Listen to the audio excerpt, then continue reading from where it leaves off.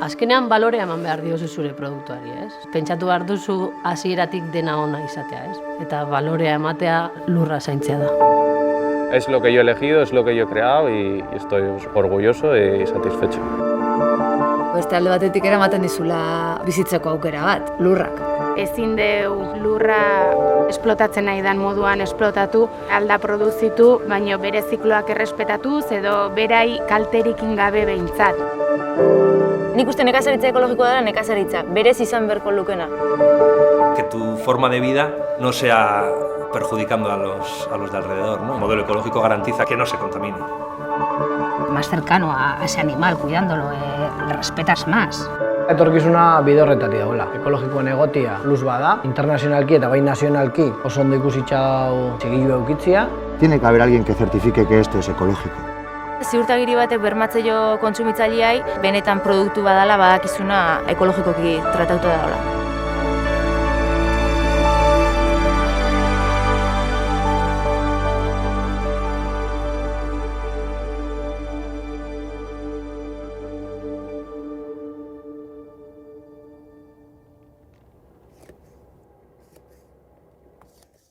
Beti mahastiak eta upategia izan dira etxeko ogibidea.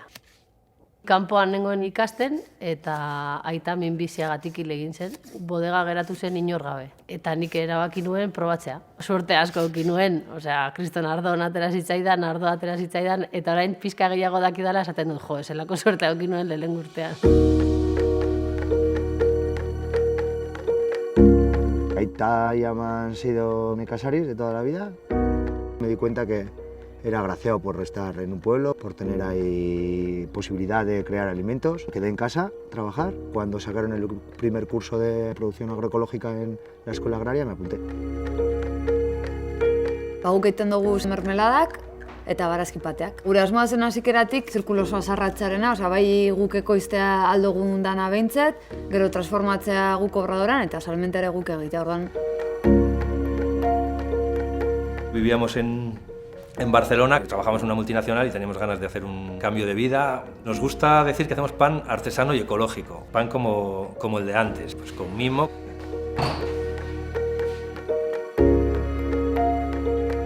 Mi madre daba de comer a las gallinas con un pienso convencional. ¿Qué pasa con esas gallinas cuando las mataba porque ya no ponían huevos y las aprovechábamos en casa? Estaban llenas de tumores, de bultos. Y antes de poner esta nave le dije, vamos a hacer una prueba, vamos a poner unas gallinas, vamos a darles pienso ecológico y vamos a ver lo que pasa. Pues ¿qué pasa? Que esas gallinas estaban totalmente limpias. Que significa que la alimentación y el manejo de una producción es súper importante, porque luego nos lo vamos a comer.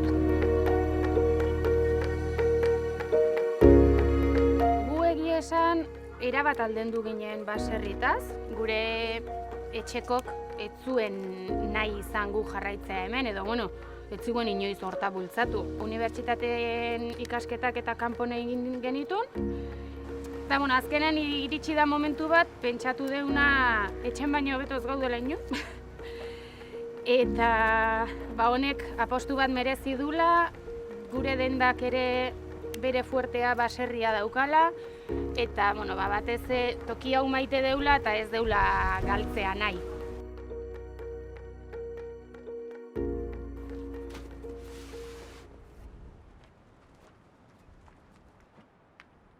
Egontzan boom bat, denak pentsatzen zuena botikak botabarra zeudela baratzan, bestela etzala azten edo baratza ez itxuroso gelditzezala botikai gabe. Idea horri aldatzen pixkat hasi zen osaba. Eta gu pixkat gaztetan bizitu genuen aldaketa hori, ez?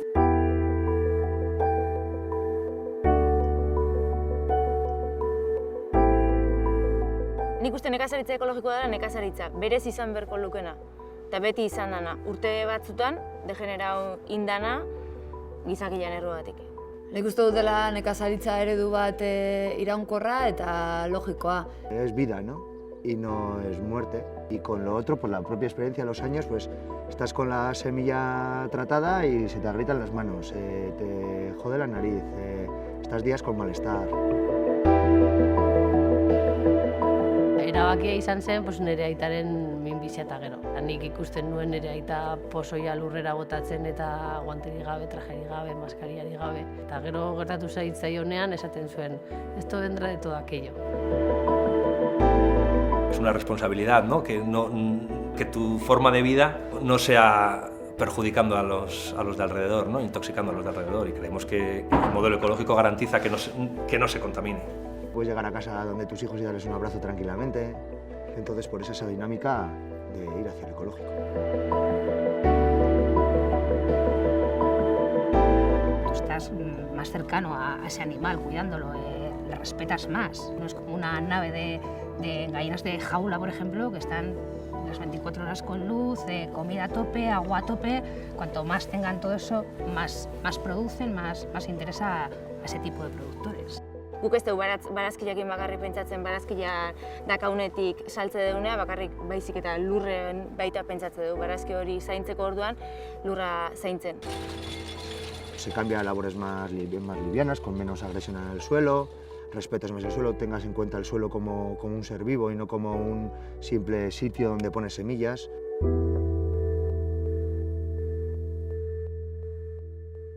En agricultura convencional lo que más se da es el monocultivo o máximo hacer 2-3 cultivos al año. En la agricultura ecológica las rotaciones son importantes para que no se acaben los minerales del suelo a base de poner siempre el mismo cultivo y para que las plagas y enfermedades no se afinquen en el suelo porque siempre estamos poniendo el mismo tipo o la misma familia de plantas.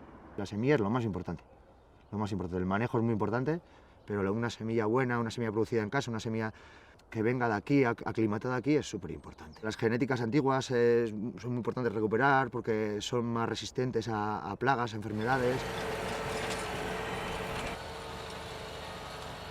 Tengo que tener medidas para controlar esos venenos que echan en otras fincas del lado y sí que elijo fincas con menos linderos. Un poco buscando la biodiversidad para que haya equilibrio, ¿no? Buscando zonas donde se pueden alojar la fauna auxiliar. Guk adibidez ekoizpena diversifikatzen saiatzen gara, ze landarak ere elkarren artean lagundu egiten dira, eta horrek laguntzen dutzu ere bai lurraren mantenurako eta bai gero fruituak eskuratzerakoan ekoizpena ondo etortea. Maaztietan nik ditut almendroak, ditut olibondoak, badukat kriston fauna eta flora naturala, ez? Beraiek sortu zutena bere garaian. Olibondoak ere sortzen dute barrera bat ondokoarekin deribak saihesteko. Eta gero gainera olibondoekin olioa egiten du. Oliba jasotzen duguna eramaten dugu Erroizera, Dunia eta Mikelen Trujalera.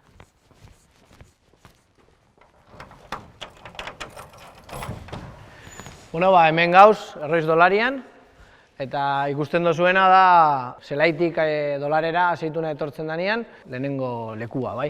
Bueno, izan zen familia erabaki bat, emaztea eta bizioen artean hartu ginuana, eta joan ginen poliki-poliki aurrera itzen, eta baina nahiko dolare garrantzitsua bihurtzen hasi gara Araberrexan.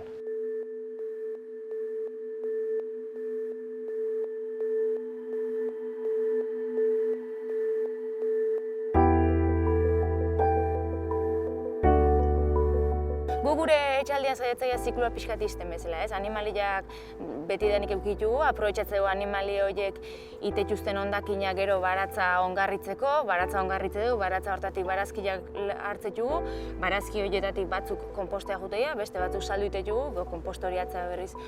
Pixkat zikloa izten, animalitatik anateatzetugun esnekiak erabiltzetugu baita, frutetatik mermeladak itetugu, eta barazki esneki eta fruta gintza.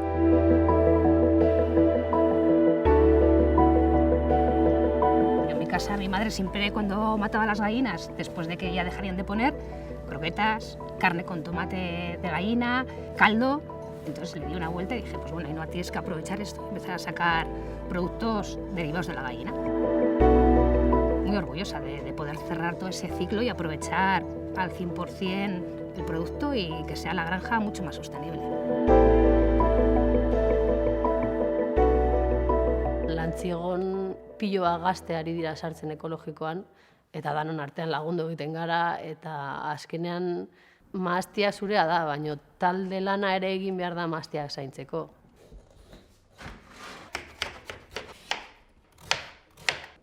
Oso importantea iruditzen zaiana da saretuta egotearena. Persona bakarra bazara oso zaila egiten da batzutan aurrera egitea. Orduan, saretuta bazaude horrek ematen dutzu indarra, lan asko ere elkarlanean aurrera ateratzen dira, eta igual guri falta zaigunean zeu zer edo, eskatzen dutzugu zonaldeko produktore ekologiko bati, eta bere ekoizpenare transformatzen dugu mermeladetan. Nuestro reto es trabajar con harinas locales, sustituir la parte que traemos de Cataluña por harinas locales, conocer a las variedades, conocer a los campesinos que las cultivan y reconstruir estas redes y trabajar.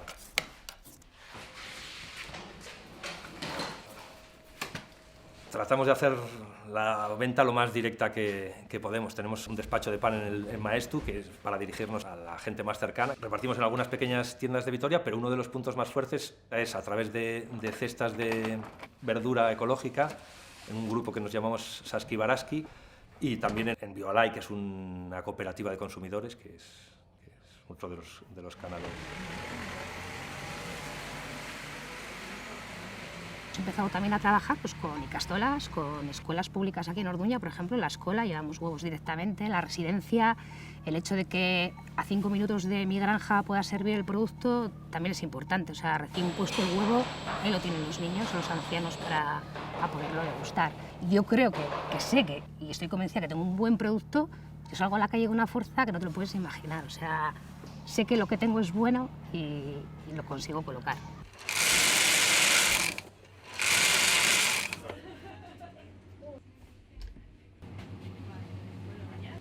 Dendan gauden ene bai harremana bezeroekin, asko ikasten dugu beraietaz, produktu berriak, bertako produktuak ekartzea eta bultzatzea dendan, ez bakarrik etxekoa eta gertukoa, ze konstiente gea hemen berrobin ezin deula landatu, bezero guztiak nahi dute gauz guztik.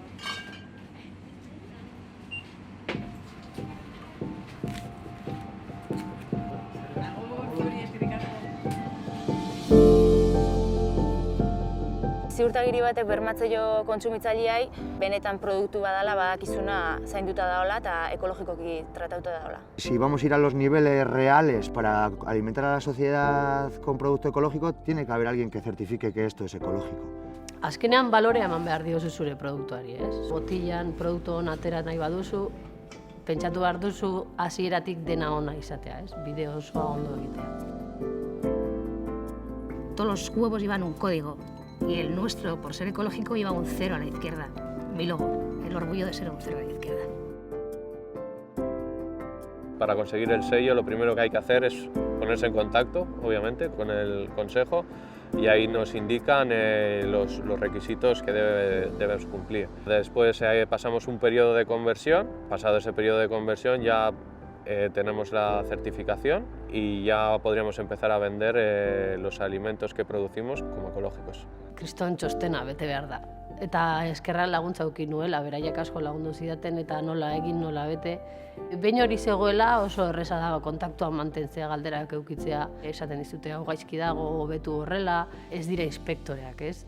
Zurekin lan egin behar dute, zurekin laguntzeko eta gauzako beto egiteko. Pauso oso erreza da, orduan uste dugu jende asko pauso hori emango da bela.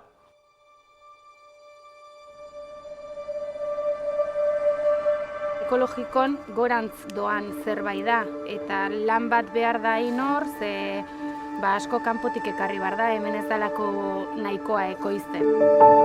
Berdia ekoizleak, ekoizle gaztiak berdiak, eta eskoletan sartu behar da, eta gaur egun niai eman bertzaile aukera bat baserritar izateko. Eta aukera bat da, eta oso polita eta ona. Eta bai, ondo ertengo ana. Eta guk ikuste dugu posible dela aurrera ateratzea hau, eta gu bentsat saiatzeko gogoa hondekin gaude. Nik botatzen badiot herbizida, pestizida eta nire umeak egongo badira nerekin jolasten maztian, nitzak egongo oso lasai. Baina orain ez zait inporta. Tontokeri bada, baina umearekin ere ez naiz asko joaten, baina joaten naizenean lasai egoten. La producción ecológica es mucho más rentable a futuro y ya a corto plazo también.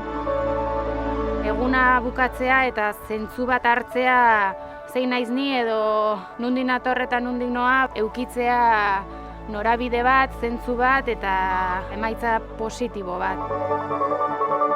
Nire lana gustatzen zait, itet benetan nahi detelako eta benetan mundu ekologiko batekin sinistetelako. Eta ez naizela inoretza bakarrikan, da nire umiantza bakarrikan, naiz mundu hobe batentzat, mundu hobe baten alde. Eta horrek emateila saitasuna.